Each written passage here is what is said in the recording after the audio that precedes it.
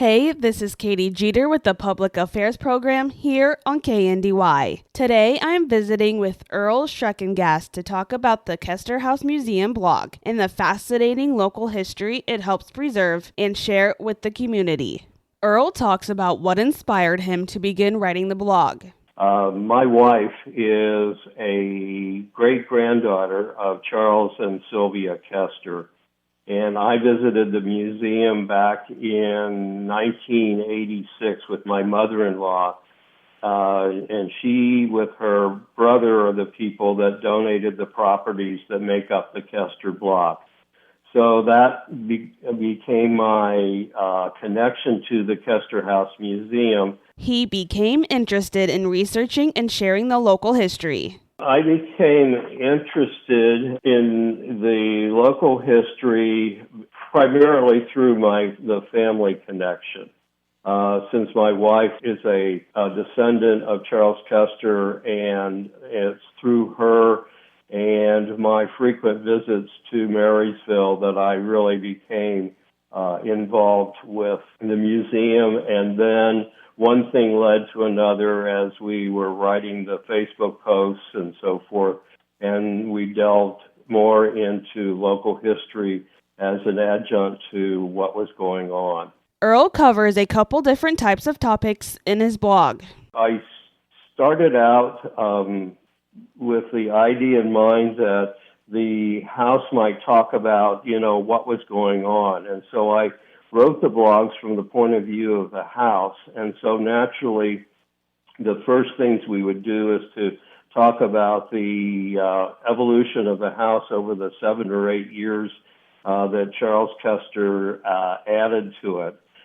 He started in 1873 with just a 2-room house and finished it up in 1880 with much the same configuration that we know today as the Koester House Museum.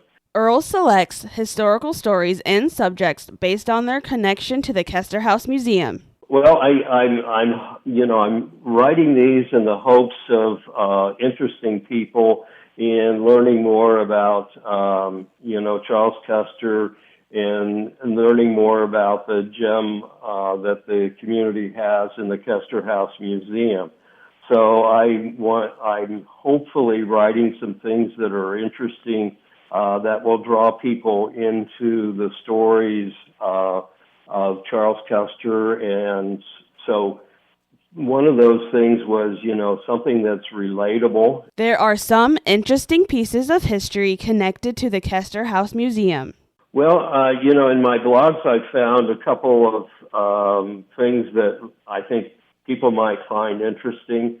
We all know about the iconic brick wall that's surrounds the museum and that block. And that wall is the result of a flood that happened in 1882. Broadway was sort of a mess, the runoff of water coming down, and then some streams around there backed up. And so his picket fence around his property and his gardens were not enough to keep the water out. So he vowed to build the wall to keep the water out. And so if you've ever gone to the Koester House Museum, you have to go up a few steps and then back down again, and that's on purpose to keep the water, the street water and the flood waters out. Earl hopes readers gain a greater appreciation for the rich history of the Koester House Museum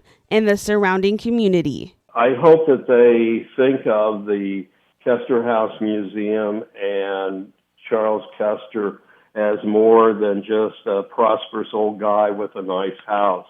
I'm hoping that through the blogs, our readers will have a increased sense of our own history, and I hope that they are motivated to take a look at their own stories, what about their family, their situation, their heritage, can they tease out about the past? And so that's my hope, that there's a greater appreciation of our history, and that we think about and look and start to tell our own stories from our own families and background.